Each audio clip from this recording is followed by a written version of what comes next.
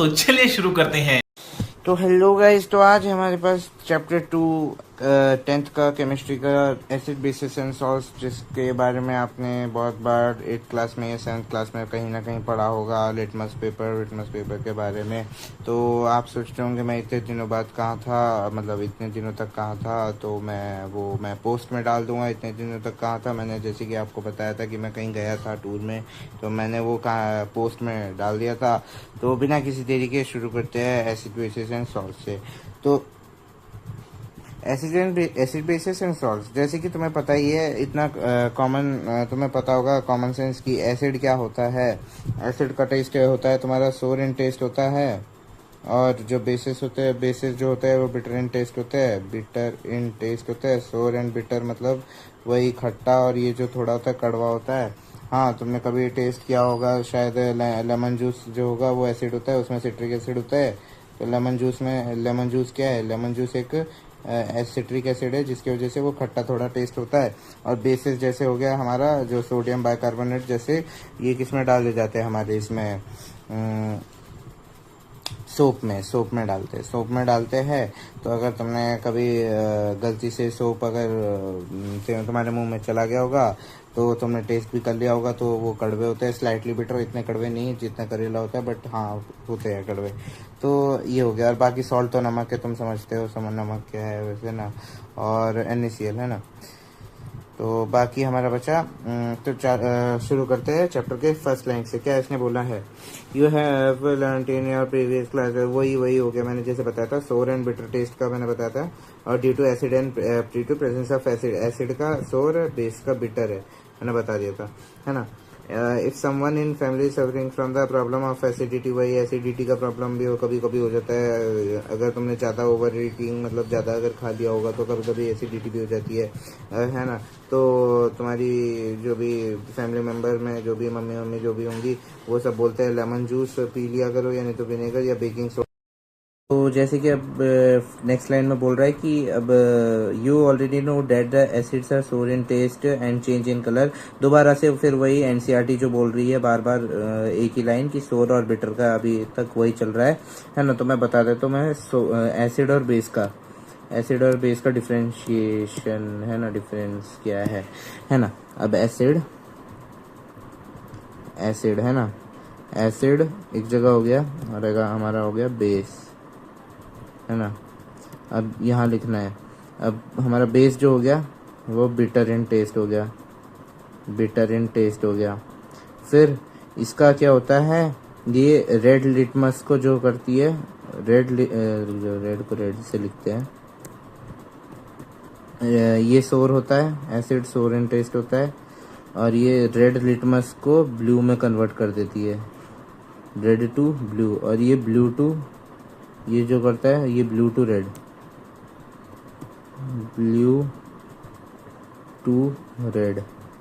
ये red to blue, क्या लिख रहा हूँ मैं, रेड टू ब्लू, और ये ब्लू टू रेड,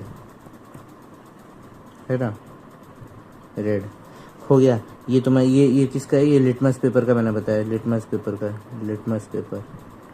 पेपर एक इंडिकेटर है, पीएच इंडिकेटर, जो कि यूज़ होता है, एक पेपर जैसा होता है वो, एक वुडन, मतलब इसका लिटमस का एक ट्री होता है, जिसका जो तुम्हें जो लेते हैं लिटमस, वो एक्सट्रैक्ट किया जाता है एक वुडन बार्क से, बार्क ऑफ वुड से, मतलब एक खाल होती है जो भी पेड़ की, उससे तुम्हें एक्सट्रैक्ट करके वो लिटमस पेपर बनाया जाता है ना। अब इसने जैसे बोला है litmus is a natural indicator, है ना, litmus is a natural indicator. और टर्मरिक मतलब हल्दी, है ना, हल्दी भी अगर हमारा हो गया, हल्दी, टर्मरिक और ये लिटमस, है ना, टर्मरिक और ये लिटमस, ये दोनों क्या है?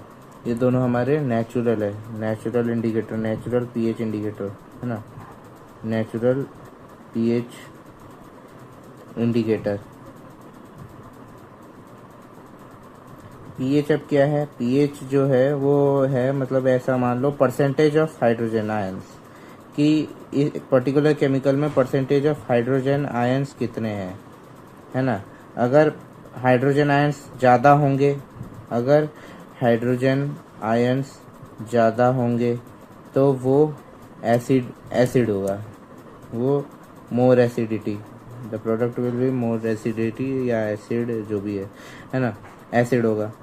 और अगर उसमें OH आयंस ज़्यादा होंगे, OH प्लस आयंस ज़्यादा हुए तो वो हो जाएगा हमारा बेस, वो ज़्यादा बेसिसिटी का होगा, ज़्यादा बेस, है ना। ये हो गया, ये आगे समझ में, ये आगे समझ में, है ना। ये हो गया। अब ये सेम ये वाला मैं बता रहा था जैसे, है ना, ये वाला को हो गया, ये हमारा क्लियर हो गया। टर्मेरिक जो है वो लिटमस की तरह नेचुरल इंडिकेटर है। टर्मेरिक मतलब हल्दी हो गया, हल्दी तुम्हें पता ही होगा, हल्दी, है ना, है ना। ये हो गया। Have you notice that the stain of, जब तुम्हारे कभी वाइट यूनिफॉर्म में ही, ज़्यादातर यूनिफॉर्म में अगर तुम कभी खा लेके गए हो खाने में मस्त एकदम कड़ी चावल लेके गए हो और तुम्हारे महान भुक्कड़ दोस्तों ने अगर कूद गए तुम्हारे खाने के ऊपर खाने के लिए तुम्हारा लंच, तो क्या होता है तुम्हें पता होगा, कभी कभार दाग भी लग जाते हैं तो और पिटना भी पड़ता है फिर मम्मी से, है ना। तो ये हो गया तुम्हारा हल्दी का, अगर दाग लग गया तुम्हारी यूनिफॉर्म में तो फिर वो बहुत मुश्किल से छूटता है, जिसकी वजह से मम्मी को मेहनत लगती है। अब तो आजकल तो वैसे भी हाँ मतलब मैं जानता हूँ ये वॉशिंग मशीन आ गया है, बट हाँ मेहनत लगती है बस, है ना। तो हाँ मेहनत लगती है। तो फिर उसके बाद उसे जो वैनिश, जो आजकल जो ऑक्सीडाइजिंग पावर जो है वो वैनिश में, वही ऑक्सीडाइजिंग पावर जो मैंने, जो ऑक्सीडाइजिंग पावर मतलब वही जो ऑक्सीडेशन रिडक्शन जो मैंने बताया था तुम्हें, रिडॉक्स रिएक्शन कहाँ, चैप्टर 1 में बताया था केमिस्ट्री में, उसमें जाके क्लियर हो जाएगा तुम्हारा कि इन सब में ये जो तुम्हारा डिटर्जेंट होता है, डिटर्जेंट में यही यूज़ होता है। ऑक्सीडेशन पावर अगर ज़्यादा होगी तो हम जल्दी हटा देंगे उस स्टेन को।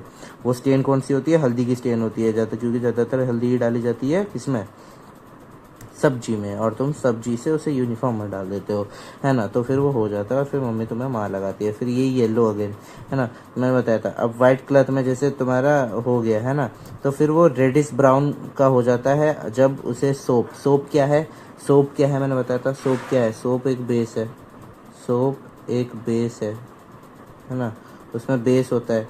अगर हम बेस को, ये जैसे ये बेस है, अब बेस को हमने टर्मेरिक तो मिल गया हमें, है ना, तुम्हारी यूनिफॉर्म से। अगर हमने हल्दी के साथ हल्दी को मतलब बेस में डाला तो फिर वो कौन से कलर का हो जाएगा, वो येलो से रेडिश ब्राउन कलर का हो जाएगा, रेडिश ब्राउन कलर का, रेड ब्राउन कलर का हो जाएगा, है ना। तो फिर वो दाग और बेकार लगता है, फिर छूटता भी नहीं है। येलो तो तब भी चलो नहीं दिख रहा था थोड़ा बहुत, बट अब रेडिश ब्राउन हो गया तो और बेकार हो जाएगा, which is basic in nature. अब उसके बाद फिर ये येलो अगेन दोबारा येलो बन जाता है ना, दोबारा येलो हो जाता है, दोबारा येलो हो जाता है, तुम्हारा येलो हो जाता है ना। वेन द जब कपड़े को अच्छे तरीके से धोया जाए, अच्छे तरीके से मतलब मेरा मतलब अच्छी तरीके से मतलब अगर उसमें ज़्यादा बिल्कुल पानी लगे, बिल्कुल धो रहे हो, घिस रहे हो बिल्कुल अपने यूनिफॉर्म को, है ना, यूनिफॉर्म को बिल्कुल हालत ख़त्म हो गई है यूनिफॉर्म की, है ना, तो फिर उसके बाद तब जाके, क्योंकि ज़्यादा ऑक्सीडाइजिंग पावर मतलब ज़्यादा पानी, सेम है ना, बट वो डिटर्जेंट का काम वही कर देता है, डिटर्जेंट ज़्यादा ऑक्सीडेशन करवा देता है, जिसकी वजह से उसका जो बेसिसिटी का नेचर हो जाता है वो न्यूट्रलाइज हो जाता है, जिसकी वजह से वो अपने आप कलर थोड़ा बहुत लाइट हो जाता है, लाइट फेडेड येलो कलर हो जाता है ना। अगर हम प्लेंटी ऑफ वाटर यूज़ करेंगे तो प्लेंटी ऑफ वाटर मतलब प्लेंटी मतलब ज़्यादा, प्लेंटी ऑफ वाटर अगर यूज़ करेंगे तो वो येलो कलर दोबारा टर्न हो जाएगा, है ना। ये हो गया तुम्हारा, ये हो गया। अब synthetic, you can also use synthetic indicators such as methyl orange और फिनोल्फेथेलिन।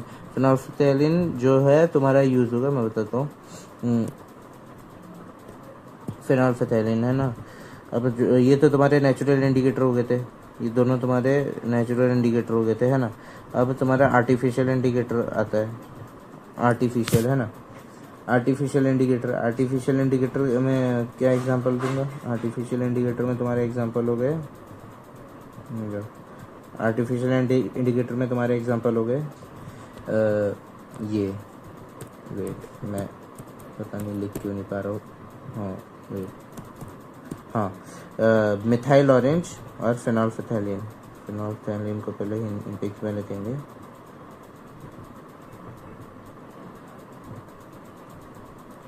है ना, और ये orange, methyl orange, methyl orange, है ना। ये हो गया तुम्हारे आर्टिफिशियल इंडिकेटर, ये तुम्हारे हो गया आर्टिफिशियल इंडिकेटर। अब इनका क्या रोल है मैं बताऊंगा, ये भी है ना। ये सिंथेटिक तुम्हारे आर्टिफिशियल सिंथेटिक एक ही हो गया, ये सिंथेटिक भी कह सकते हो आर्टिफिशियल भी कह सकते हो इसे, है ना। ये हो गया, अब हो गया। अब मैंने जैसे बताया तो तुम्हें ये litmus solution is a purple dye. ये जो इसका ओरिजिनल कलर क्या होता है इस डाई का, ये मतलब डाई मतलब जो कलर होता है होगा इसके वुडन बार का, जब एक्सट्रैक्ट किया जाता है केमिकली तो उसे उसका कलर होता है पर्पल, है ना। तो ये पर्पल डाई का कलर होता है, पर्पल डाई, है ना। मैं ओ शिट, ये क्या हो गया, हाँ पर्पल डाई हो गया। अब ये एक्सट्रैक्ट किया जाता है lichen a plant belonging to the division thallophyta. Thallophyta अभी के लिए तुम समझ लो ये एक प्लांट किंगडम का एक फैमिली का नाम है। अभी ब्रायोफाइटा, थैलोफाइटा, एंजियोस्पर्म, जिम्नोस्पर्म वो सब पढ़ाऊंगा मैं जब तुम्हें, अभी तो नहीं है, अभी तो वो डिलीटेड है वो सिलेबस प्लांट किंगडम का। बाकी अगर 11th में अगर होगा तो 11th में मैं पढ़ाऊंगा, है ना।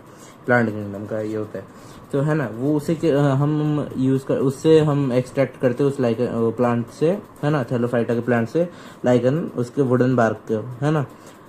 हो गया एक्सट्रैक्ट। उसे हम कैसे यूज करते हैं, natural as a natural indicator, natural pH indicator, है ना। अब litmus solution is neither acidic, हाँ वो न्यूट्रल होता है, ना एसिड ना बेसिस, क्योंकि अगर न्यूट्रल नहीं हुआ तो अगर वो पहले से एसिड हुआ तो फिर वो एसिड के साथ और रिएक्ट करेगा तो क्या ही पता ही नहीं चलेगा ना। एसिड के साथ रिएक्ट कर रहा है, एसिड बेस के साथ, बस एसिड बेस अलग होगा। अगर वो बेस भी हुआ तो बेस एसिड और बेस, तो इसलिए वो न्यूट्रल होता है, न्यूट्रल एसिड और न्यूट्रल बेस, है ना। तो इसका होता है पर्पल कलर होता है, ये मैंने बताया था पर्पल डाई। और ये हो गया ना ये। और फिर उसके बाद there are many other natural materials like, और भी क्योंकि इंडिकेटर है, जैसे रेड कैबेज लीव्स, मैं इमेज डाल दूंगा अगर डाल सका तो। रेड कैबेज लीव्स हो गए तुम्हारे, लाल पता नहीं, यहाँ तो शायद मैंने कभी देखा नहीं है, सही बताओ तो पता नहीं कैसा होता है, पता नहीं लाल गो क्या बोलना तो, हाँ छोड़ो। और फिर उसके बाद टर्मेरिक तो तुम्हारा हो ही गया। और coloured petals of some flower such as hydrangea और पिटूनिया और गिरेनियम। पिटूनिया तुम्हारा वही प्लांट किंगडम में आएगा। और बाकी तुम्हारा मान लो ऐसा एल्गे के जो ग्रीन एल्गे रोडोफाइसी फायोफाइसी के जो एग्जांपल्स हो गए वो इन सब में आते हैं, है ना। वो सब फ्लावर्स हो गए अब, है ना। पिटूनिया, है ना। और प्रेजेंस, ये क्या करते हैं इंडिकेटर, प्रेजेंस ऑफ एसिड और बेस, क्योंकि इनका काम ही इंडिकेटर की तरह है तो ऐसे इंडिकेटर यूज होते हैं। और ये एसिड बेस इंडिकेटर की तरह काम करते हैं। और सिंपली इंडिकेटर्स तो एसिड बेस इंडिकेटर याद करना है बस, है ना।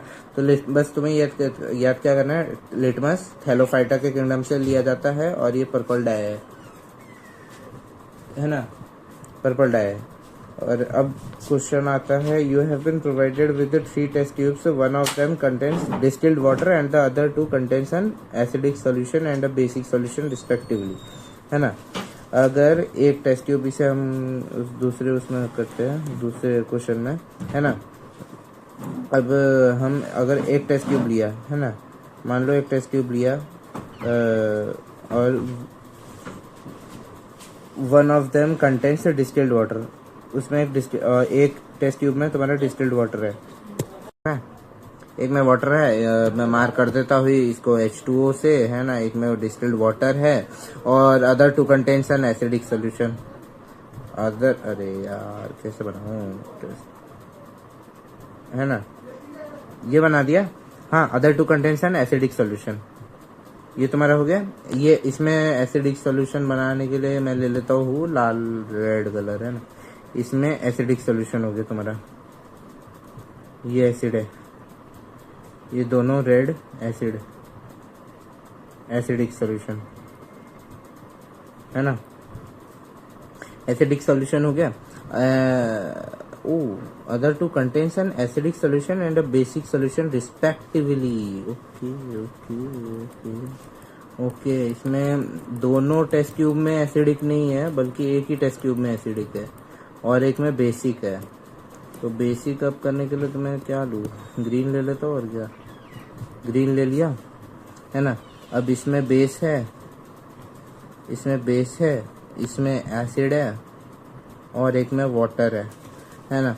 अब if you are given only red litmus paper, अगर हमें अब रेड लिटमस पेपर मिला है हमें, है ना, सिर्फ रेड लिटमस मिला है, तो identify the contents of each test tube. अब तुम्हें इसमें टेस्ट करना है, तो जो तीनों कलर भी सेम है मान लो, कलर भी सेम है मान लो, है ना, और तीनों का तुम्हें पता नहीं है कि इसमें पानी कौन सा है, एसिड कौन सा है, बेस कौन सा है ना, और तुम्हें सिर्फ कौन सा पेपर वो मिला है, रेड लिटमस पेपर मिला है ना, बिल्कुल रेड लिटमस पेपर तुम्हें मिला है। रेड कौन सा कलर है, रेड रेड, हाँ रेड, ये रेड है। तो ये रेड लिटमस पेपर मिला है तुम्हें, है ना, ये वाला red litmus paper, only red litmus paper ही मिला है तुम्हें। तो अब तुम क्या करोगे, एक पेपर ही मान लो ओनली रेड लिटमस पेपर है ना, हो गया। अब रेड लिटमस पेपर मिला है तो तुम क्या करोगे, इसे बताता हूँ मैं यहाँ से तुम्हें सोचना होगा थोड़ा। रेड लिटमस टू हम ब्लू कर सकते हैं। अगर रेड लिटमस से ब्लू कौन सा करता है, मैंने यहाँ बताया था, रेड से ब्लू कौन सा करता है, रेड से ब्लू करता है हमारा बेस करता है रेड से ब्लू, है ना। तो हम जिसमें अगर हमने H2O में डाला, H2O क्या होता है, इसका pH होता है 7 मान लो, 7 न्यूट्रल ही होता है समथिंग, है ना, या 8 भी होता है। अगर उसका तुम अगर घड़े का पानी का हो गया तो 8 pH हो गया तुम्हारा, और इसका बेस का हो गया तो बेस का समथिंग मान लो ग्रेटर देन 7 होगा, और इसका एसिड का लेस देन 7 होगा pH, लेस देन 7 pH होगा। तो अब अगर हमें रेड लिटमस पेपर ओनली मिला है, तो अगर हम इसमें डालेंगे तो ये ब्लू कलर हो जाएगा, है ना, क्योंकि स्लाइटली न्यूट्रल है, या कोई एक्शन नहीं देगा, या ब्लू कलर हो सकता है मे बी। और बाकी अगर हमने बेस में डाला तो रेड लिटमस से ब्लू हो जाएगा, ये तुरंत चेंज हो जाएगा, हमें पता चल जाएगा बेस ये है। स्ट्रॉन्ग ब्लू कलर अगर होगा तो ये, और ये फेडेड ब्लू कलर या बिल्कुल भी अगर चेंज नहीं आया तो ये H2O। और रेड लिटमस अगर रेड ही रहा तो ये क्या हो जाएगा तुम्हारा एसिड। ये अगर नो चेंज दिया यहाँ अगर नो चेंज, एसिड में नो चेंज अगर दिया, नो चेंज, है ना, और रिमेन्स रेड जो भी है, तो वो एसिड हो जाएगा। तो ऐसे तुम जान लोगे, ऐसे क्वेश्चन आते हैं बोर्ड्स में, इसलिए बता दिया मैंने। अब ऐसे क्वेश्चन तुम अगर कोई बुक फॉलो कर रहे होंगे तो उसमें देखना, एस्टन की बुक में तो बहुत से क्वेश्चन होंगे ऐसे मिल जाएंगे तुम्हें, है ना। अब यहाँ तुम्हें टेबल दिया गया है कि red litmus solution, blue litmus solution, phenolphthalein solution, वो तुम्हें यही एक्टिविटी में जो तुम्हारे स्कूल में पता नहीं शायद ही करवाया, पता नहीं, मैं तभी बता देता हूँ। जैसे HCl तुम्हारा हो गया एसिड, H2S एसिड, यहाँ देखो एसिड, यहाँ देखो कितने सारे, सब में जिसमें एसिड लिखा हुआ है तो तुम्हें पता ही चल जाएगा एसिड है। बाकी जिसमें हाइड्रोक्साइड और हाइड्रोक्साइड जिसमें लिखा होगा, और हाइड्रोक्साइड, ये सब बेस है। हाइड्रोक्साइड वाले बेस हो जाएंगे, तुम देखो ये इजी है, अभी के लिए ऐसे याद रख लो। हाइड्रोक्साइड वाले जितने भी है केमिकल कंपाउंड, हाइड्रोक्साइड वाले बेस हो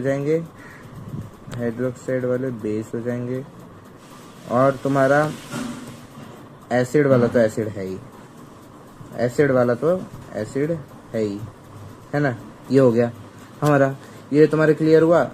अब इसे डाल दो रेड लिटमस सोल्यूशन में। जैसे अगर तुमने क्या डाला, HCl अगर रेड लिटमस सोल्यूशन में डाला, है ना, अगर रेड लिटमस सोल्यूशन अगर तुमने डाला किसमें, HCl में, तो HCl क्या करता है, HCl एसिड है तो वो रिमेन्स सेम, मतलब वही रेड जैसा ही रहेगा, red remains as red colour, है ना।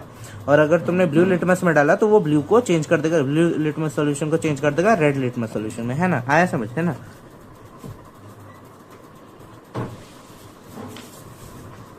तो ठीक है फिर, है ना। और फिनोल्फथालीन और मिथाइल ऑरेंज का मैं अभी बताऊंगा आगे जैसे बढ़ेंगे तो ये चार्ट तब कंप्लीट कर देगा। मतलब तुम एज अ होमवर्क इस चार्ट को ले लो, मैंने इन दोनों को तो अभी पढ़ा दिया है, अभी इन दोनों को भी पढ़ा दूंगा मैं, एज अ होमवर्क ले लो, तुम्हें कंप्लीट करना है ना। तुम इन्हीं केमिकल से तुम्हें इस चार्ट को कंप्लीट करना है ना। तो these indicators tells us whether substance is acidic और बेसिक और बाय चेंज इन कलर, अगर कलर में चेंज होगा तो तब पता चलता है हमें कि एसिडिक और बेसिक है ना।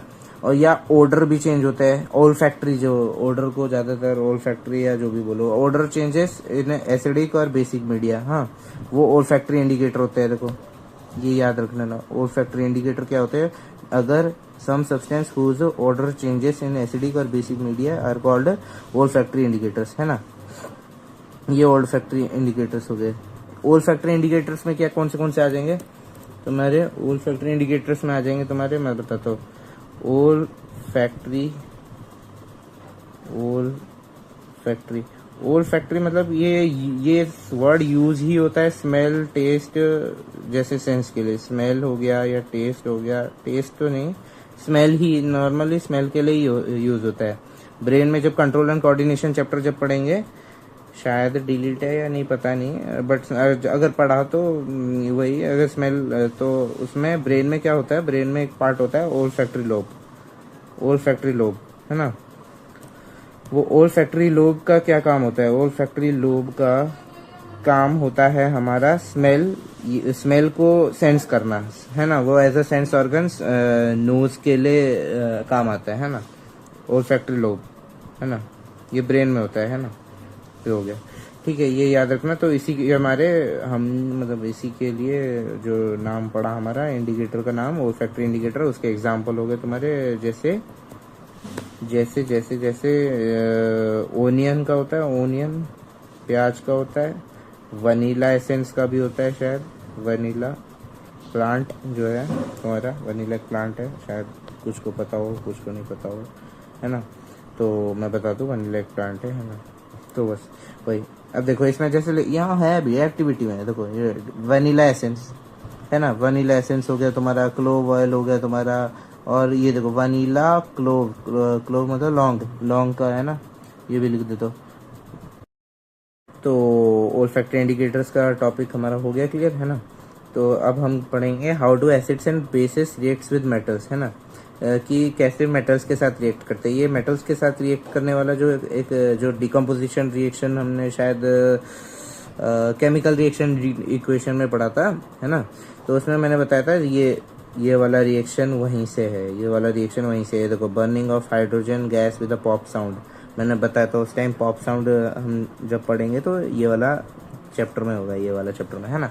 इसका क्या रिएक्शन था हमारा, ये कि देखो Zn का जो ग्रेन्यूल्स है, Zn जिंक ग्रेन्यूल्स, Zn के कुछ टुकड़े उसे डाइल्यूट H2SO4 में है ना, डाइल्यूट H2SO4 में हमने डाला तो वो बनाएगा हमारा जिंक सल्फेट ZnSO4 है ना, प्लस अब हमारा ये तो हो गया है ना। अब तुम्हारा क्या बनेगा H2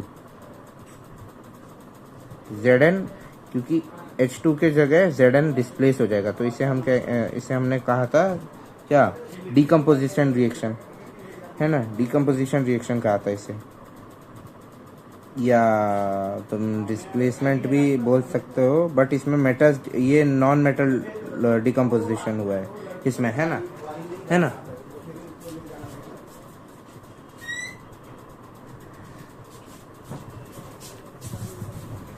तो क्लियर हुआ तुम्हें। और जब भी हाइड्रोजन जैसे इवॉल्व होता है किसी भी केमिकल रिएक्शन में, हाइड्रोजन जब इवॉल्व होगा तो वो एक पॉप साउंड की तरह, मतलब पॉप साउंड में थोड़ा जैसे पॉपकॉर्न जैसे होते हैं वैसे ही वो आवाज़ होगी उसकी है ना। और जब होगी, देखो ये जैसे ये फायर क्रैकर, ये कैंडल मान लो, जो भी ऐसा लगेगा जैसे कुछ फट रहा है ना। तो ये हो गया। So bubble filled with hydrogen is soap solution है ना, ये बेसिक सोल्यूशन हो गया तुम्हारा। और डाइल्यूट सल्फ्यूरिक एसिड, मैंने वही बताया है ना। ये रिएक्शन जो था हमारा केमिकल रिएक्शन एंड इक्वेशन में हमने पढ़ा था, मैंने बताया था, वहीं बताऊंगा ये रिएक्शन का तुम्हारा, ये H2O इवॉल्व वाला पार्ट है ना। ये हो गया, तुम्हें ये याद रखना है। अगर कोई भी गैस, ये ऐसा पूछा जा सकता है CBSE में, ऐसा कौन सा गैस है जो पॉप साउंड या हाइड्रोजन का प्रेजेंस कैसे डिटेक्ट किया जाए, बाय पॉपिंग साउंड है ना, ये भी बोल सकते हो, या पॉप साउंड से कौन सा गैस इवॉल्व होता है, तो हाइड्रोजन। बस ये याद रखना ज़्यादातर है ना, यही पूछा जा सकता है। हो गया। अब जैसे एसिड, ये देखो acid plus metal gives salt plus hydrogen gas, hydrogen gas मिला हमें। ये गैस के देखो H2 हमेशा 2 है ना, 2 मैंने बताया था, 2 है तो गैस। ZnSO4 जो हो गया हमारा सॉल्ट, H2SO4 जो हो गया सल्फ्यूरिक एसिड होगी हमारी, सल्फ्यूरिक एसिड मतलब एसिड है ना।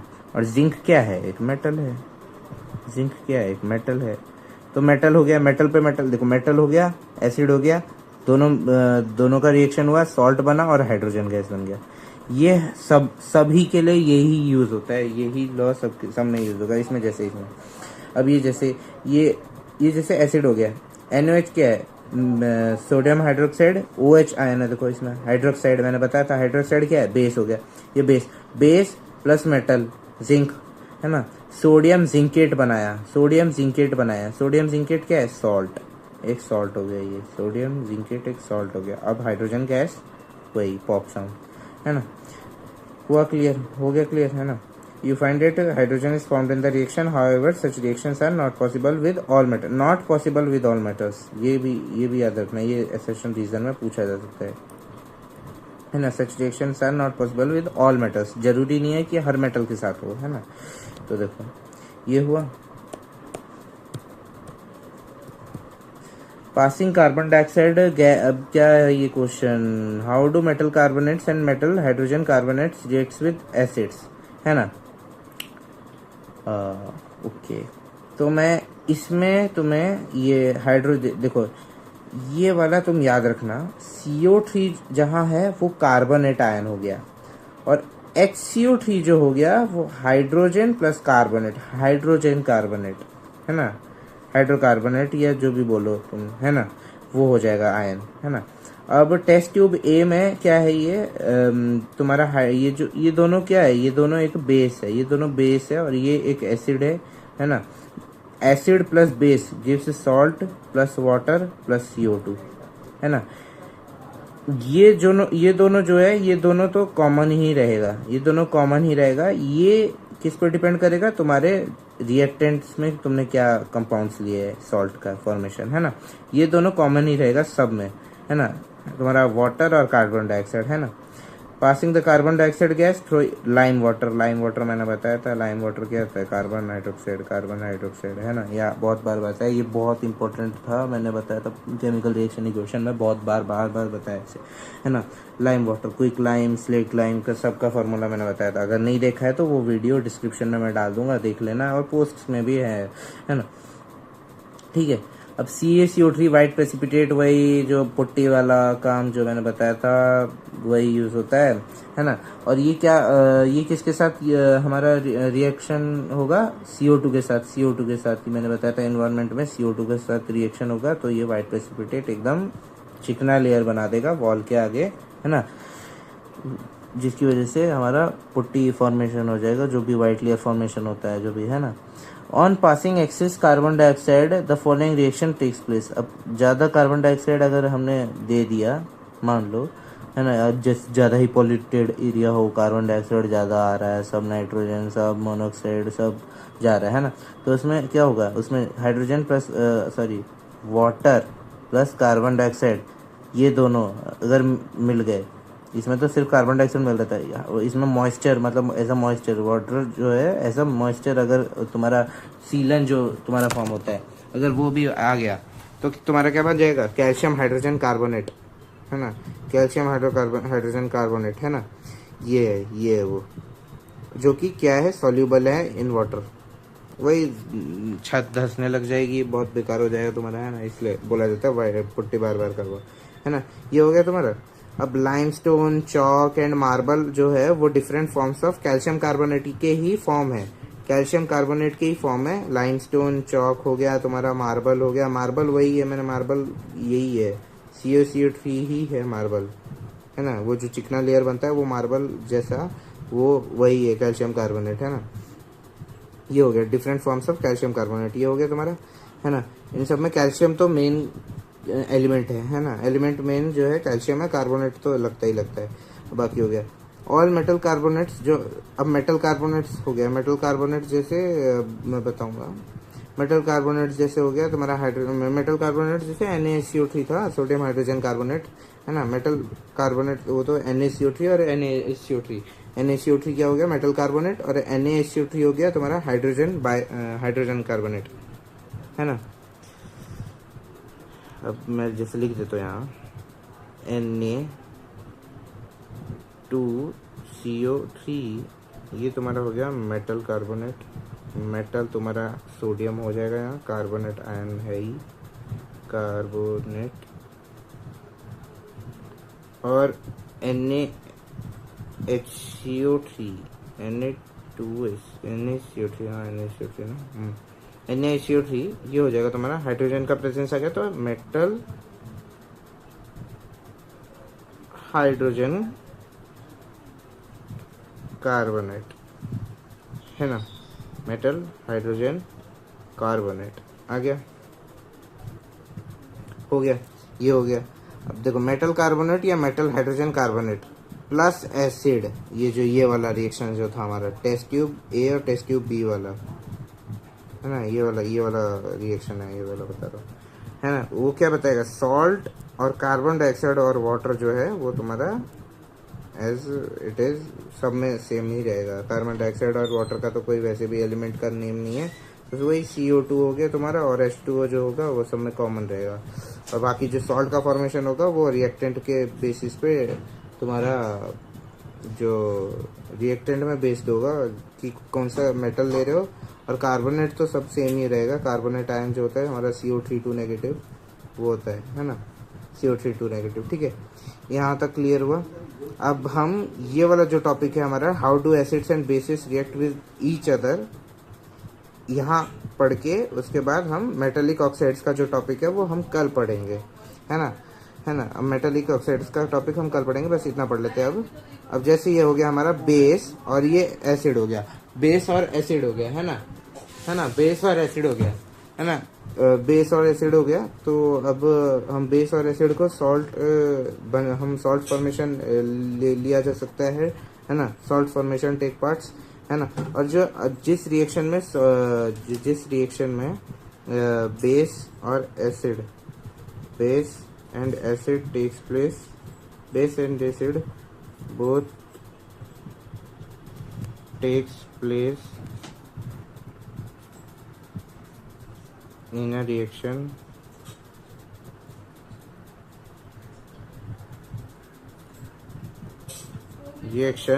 called also known as, ये जो भी called क्या हो गया उनको कहते हैं न्यूट्रलाइजेशन रिएक्शन, है ना, क्योंकि एसिड और बेस दोनों मिलके एक दूसरे को न्यूट्रलाइज ही कर रहे हैं, तो इसका नाम भी न्यूट्रलाइजेशन रिएक्शन ही हो जाएगा, है ना।